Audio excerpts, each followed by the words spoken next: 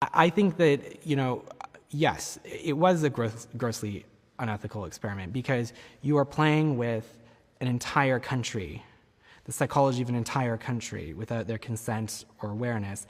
And not only are you playing with the psychology of an entire nation, you're playing with the psychology of an entire nation in the context of the democratic process.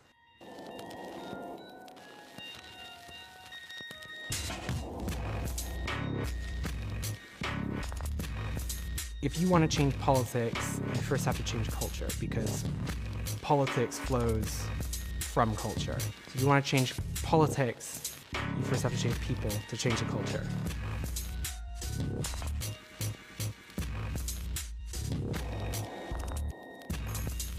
Yeah, so we would know what kinds of messaging you would be susceptible to, including the framing of it, the topics, the content, the tone, whether it's scary or not, that kind of thing. So what you would be susceptible to and where you're going to consume that. And then how many times do we need to touch you with that in order to change how you think about something.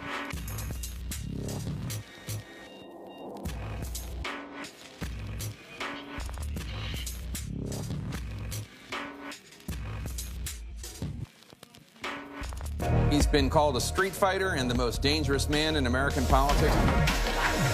You argue for your freedom and they call you a xenophobe. You argue for your country and they call you a racist. I like Mr. Bannon. He's a friend of mine. He's a good man. He is not a racist, I can tell you that. He's a good person. Look at who he's put in charge of his campaign. Stephen Bannon, the head of a right-wing website called Breitbart.com.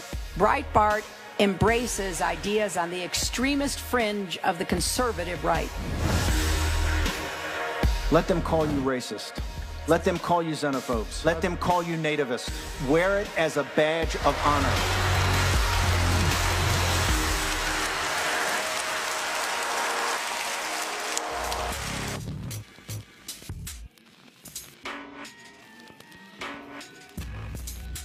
Collecting data on people and you're profiling them, that gives you more insight that you can use to know how to segment the population, to give them messaging about issues that they care about and language and imagery that they're likely to engage with. And we use that in America and we use that in Africa. That's what we do as a company. Yeah. We've done it in Mexico, we've done it in Malaysia, and now moving into Brazil.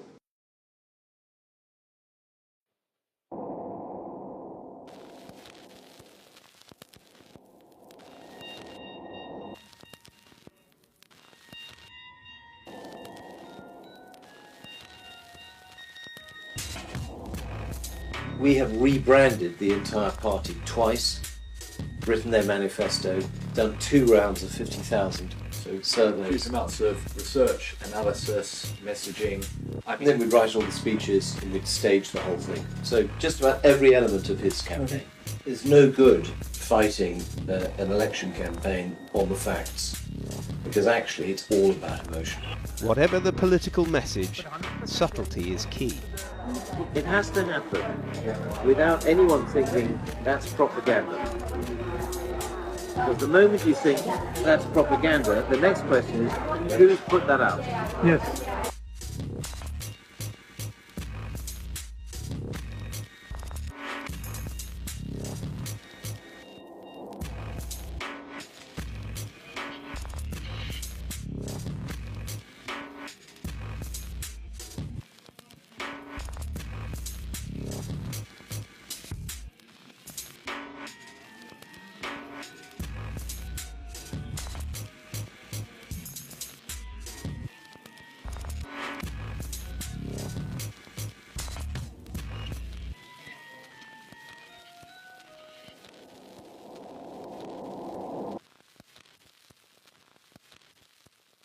Why now? Why are you releasing this book, How Fascism Works Now? Well, we have a global ultranationalist far-right movement crossing many countries, Bolsonaro in Brazil, we've just seen, and they feed off each other.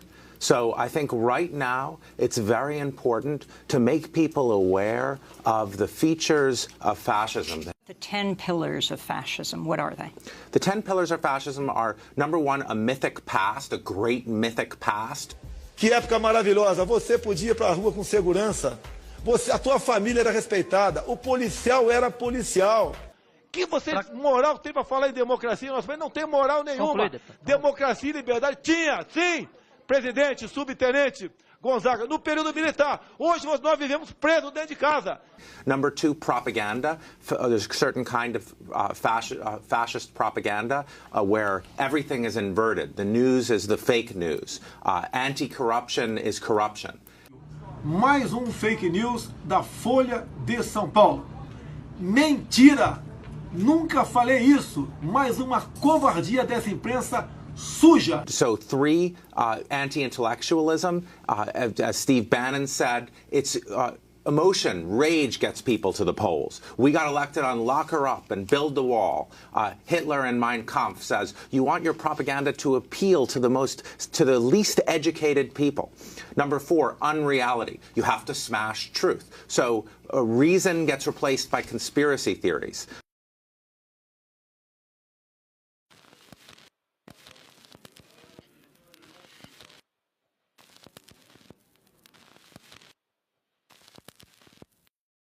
Hierarchy.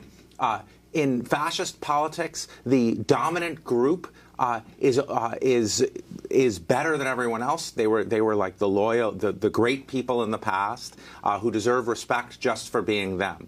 Victimhood. In fascism, the dominant group are the greatest victims. The men are the greatest victims of encroaching feminism. Whites are the greatest victims of blacks. Law and order. What are they victims of? They're victims of the outgroup, who are criminals. What kind of criminals are there? They're rapists. The outgroup is lazy. They're not just criminals, they're lazy. Só aí, nós temos praticamente quarto da população brasileira vivendo às custas de quem trabalha. Alguém já viu um japonês pedindo esmola por aí? Parem de querer viver essa minoria nas tetas de quem trabalha. Se eu chegar lá, não vai ter dinheiro para ONG. Esses inúteis vão ter que trabalhar. Não vai ter 1 centímetro demarcado para reserva indígena ou para quilombola. Reality is, of course, the greatest threat to fascism, because fascism is based on power and reality is a way. Just remember, what you're seeing and what you're reading is not what's happening. Eu incomodo, que minha arma é a verdade.